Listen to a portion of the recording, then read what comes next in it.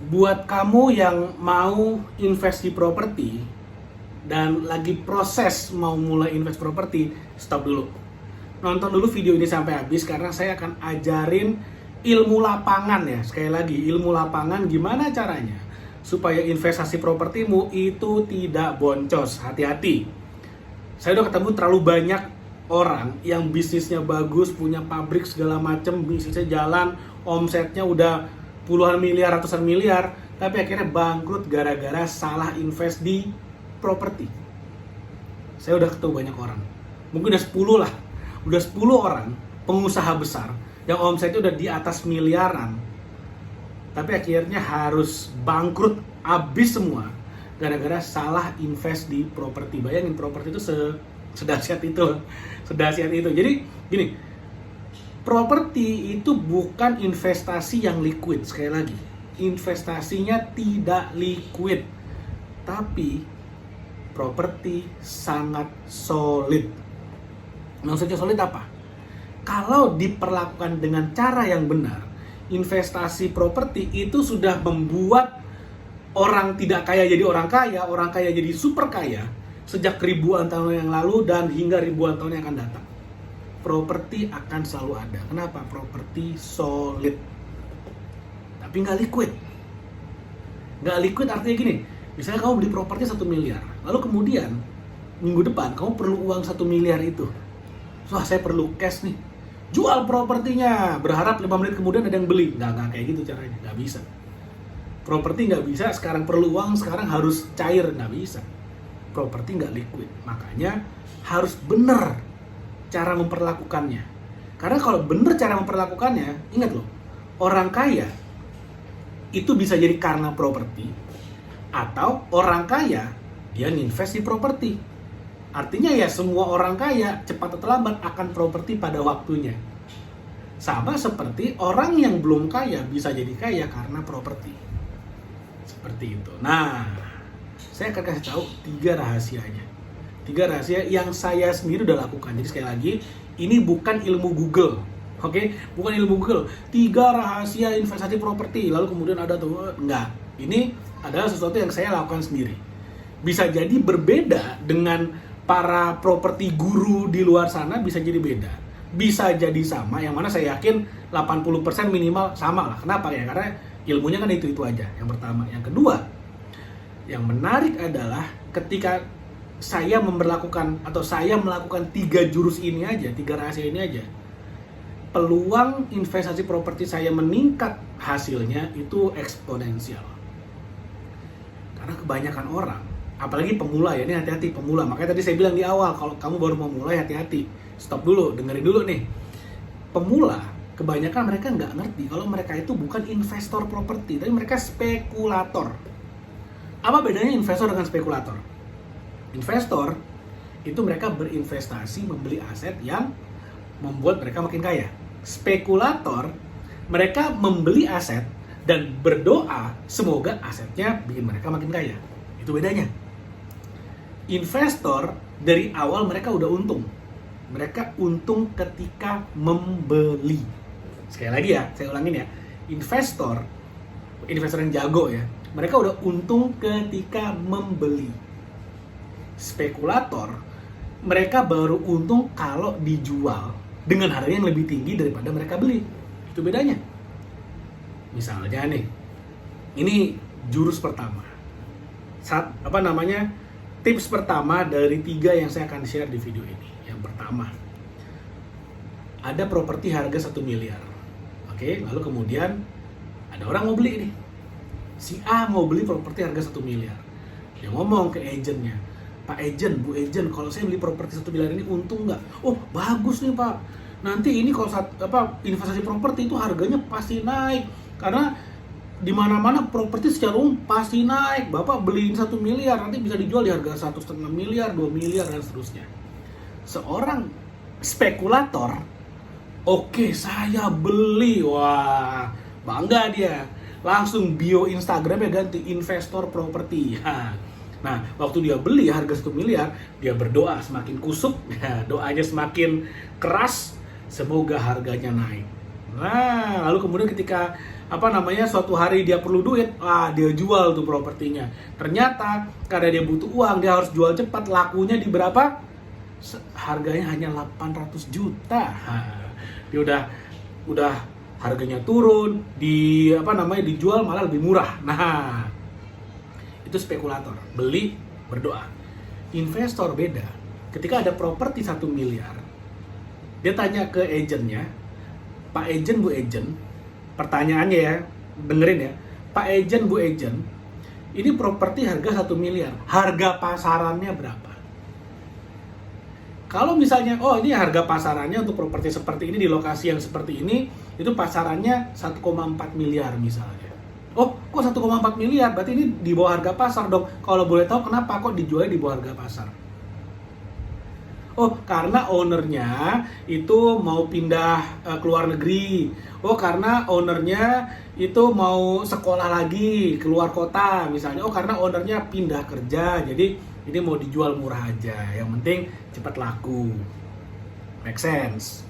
Atau misalnya, ini ownernya lagi sakit perlu uang. Oke, dijual murah, make sense. Lalu kemudian seorang investor yang pintar, dia akan tanya nih ke agen propertinya juga nih. Bapak Ibu agen, ini kira-kira di sekitar sini, ini planning pembangunannya seperti apa? Misalnya radius 1-5 km ini akan jadi apa nantinya ke depan? Misalnya, nanti di sini akan ada pembangunan jalan tol. Pintu tolnya kebetulan tidak nyampe 1 km dari properti ini. Jadi deket banget tuh, jogging doang bisa ke pintu tol tuh. Lalu kemudian, nanti di sana sekitar 1 km mau ada sekolah. Di sana 1 km mau ada daerah perkantoran. Yang artinya nanti banyak orang akan datang. Lalu kemudian rumahnya menjadi demand-nya tinggi. Itu pertanyaan seorang investor. Nah, jadi itu tips yang pertama. Kalau kamu mau investasi properti, pastikan kamu udah untung di depan. Gimana cara bikin untung di depan? Beli properti yang minimal di bawah harga pasar. Kalau udah lebih jago lagi, kamu bisa tuh di bawah NJOP dan segala macamnya tuh. Tapi itu buat yang ini deh, yang udah expert deh, di bawah nilai jual objek pajak. Ada nggak? Ada banyak. Tapi untuk pemula, coba aja cari dulu yang di bawah harga pasar dan rencana pembangunan kawasan di sekitarnya itu konkret, jelas. Mau dibangun ini, mau dibangun itu. Jadi valuasi dari kawasannya atau lahannya sendiri itu bisa naik. Oke, itu yang pertama tuh. Nah, yang kedua yang kamu harus pikirkan adalah gini. Ingat, kamu sebagai seorang pemula, menurut saya ya, menurut dugaan saya, sangat kecil kemungkinan kamu akan beli cash. Misalnya ada properti harganya 1 miliar, kamu beli cash, kamu pemula nih. Kecil kemungkinan, ya bisa aja mungkin dapat warisan atau apa, beli cash, ya it's okay, nggak ada masalah. Tapi saya yakin lebih dari 90% orang yang nonton video ini, itu adalah beli propertinya KPR, cicil ke bank. Misalnya, kalau saya hitung cepat aja ya, 1 miliar propertinya, maka kalau misalnya tenornya anggaplah 15 tahun, lalu kemudian bunganya floating ya, floating itu artinya mengikuti suku bunga, anggaplah 11%, maka cicilannya, bunga plus pokok itu sekitar 1%. Artinya kalau misalnya harga propertinya 1 miliar, maka cicilannya sekitar 10 juta. Itu kalau bunganya floating di 11% lah saat ini. Lalu kemudian tenornya ambil 15 tahun. Yang artinya kalau misalnya tenornya dipanjangin, misalnya jangka waktu KPR-nya 20 tahun atau 25 tahun atau 30 tahun, lalu kemudian pakai DP dan bunganya biasanya fix 4% untuk 2 tahun, itu bisa turun lagi tuh, Bang. Malah bisa sekitar 5 jutaan, 4 jutaan. Kayak gitu. Apalagi kalau pakai DP. Kalau tanpa DP ya full langsung mencicil dengan plafon sebesar harga rumahnya. Oke, itu bisa lebih kecil lagi, itu sekitar kayak 4 jutaan, 5 jutaan per bulan. Kamu harus hitung kemampuan cash flow-mu dulu. Kenapa? Supaya bisa di-approve sama bank. Kalau misalnya gajimu 5 juta, lalu kemudian cicilannya 5 juta, ya bank juga takut mau ngasih kamu pinjaman. Jadi cash flow-mu harus dibagusin dulu. Jadi gini, main properti itu bukan cuma untuk orang yang punya banyak uang, tapi main properti itu adalah untuk orang yang bankable. Terutama kalau kamu mau pakai bank ya, skema bayarnya mau pakai KPR, pakai bank. Jadi bukan uang warisan, bukan uang dapat undian gitu kan. Tapi bener-bener ya, kamu kerja dapat gaji, lalu kemudian kamu mau invest di properti. Ingat loh, tadi saya menggunakan beberapa kali kata main. Main properti. Nanti banyak tuh yang komen tuh, masa main ini kan bukan main serius ya. Buat saya, ini nih OOT dikit ya, out of topic dikit ya. Serius tuh ya, membina keluarga itu serius. Apa namanya, kalau hubungan kita dengan Tuhan ya itu serius. Tapi kalau properti ya anggap aja ini main gitu kan, supaya lebih fun, lebih seru, lebih menyenangkan.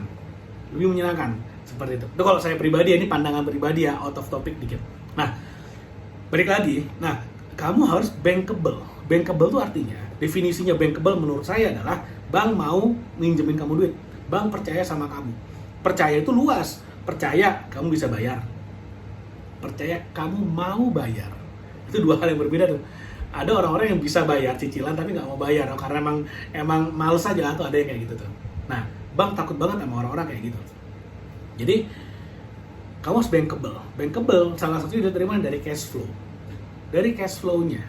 Nah, artinya kalau misalnya cicilanmu 5 juta, minimal ya. Ini kalau saya nggak salah ya, tapi nanti saya akan kasih tahu beberapa case-case-nya nih. Minimal kalau gajimu 15 juta, kamu baru bisa ambil cicilan tersebut. Dinilai 30% ya, sepertiganya. Oke? Jadi kalau kamu mau ngambil cicilan 5 juta secara umum, cash flow-mu harus 15 juta. Tapi dalam banyak kasus, terutama kalau kamu lagi di properti expo kayak gitu ya, atau misalnya pengembangnya bekerja sama dengan baik dengan banknya gitu kan, itu kadang-kadang bisa dikasih perkecualian. Jadi kayak misalnya gaji 10 juta, cicilan 5 juta, ya dipaksa-paksain deh. Mungkin bisa. Harus ngobrol sama marketingnya langsung, harus ngobrol sama developernya. Jadi gini, kalau saya misalnya datang ke sebuah ke expo gitu, ke pameran properti. Misalnya gaji saya 10 juta nih, contoh ya. Lalu kemudian ada properti yang cicilannya 5 juta. Ya saya akan bilang apa adanya.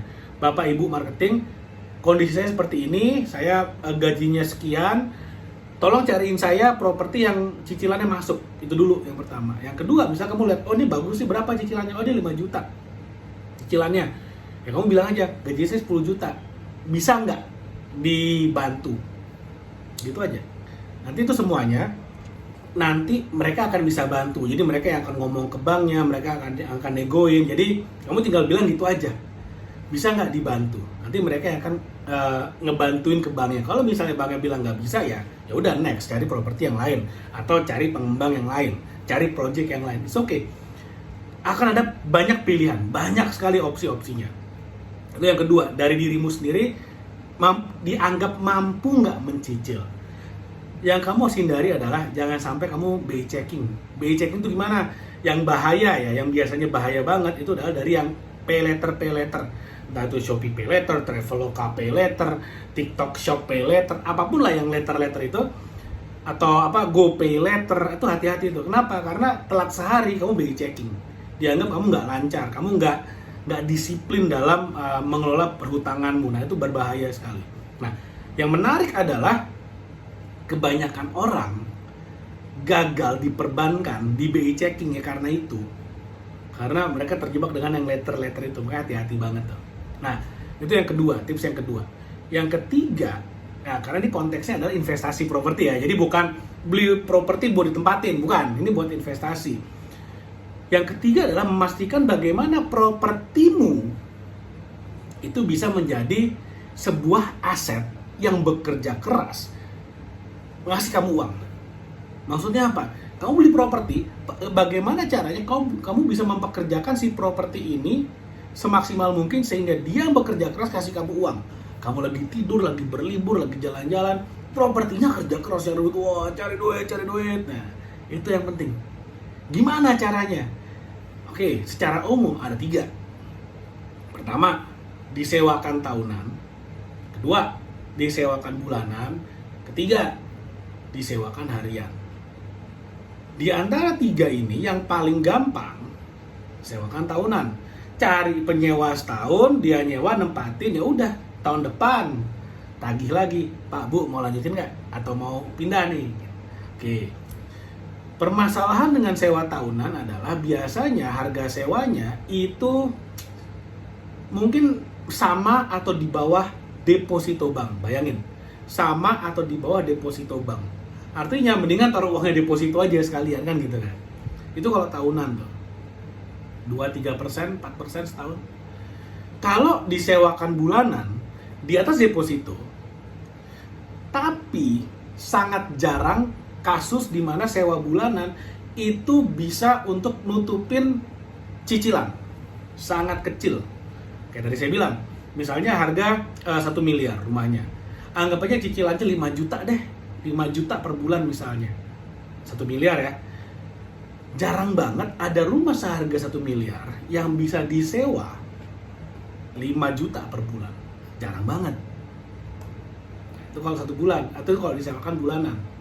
Memang jauh di atas bunga deposito, lebih menguntungkan. Tapi belum bisa bayar cicilannya. Jadi misalnya kamu sewain bulanan, misalnya anggaplah 3 juta sebulan ya, kamu masih harus nombok tuh 2 juta lagi. Jauh lebih baik daripada kalau sewa tahunan. Nah yang ketiga ini yang paling susah, tapi yang paling menguntungkan. Dalam arti biasanya kalau pakai yang harian itu biaya cicilan ke bank itu kebayar. Contoh, ada satu properti. Ini real case ya. Satu properti. Cicilannya 6,5 juta per bulan.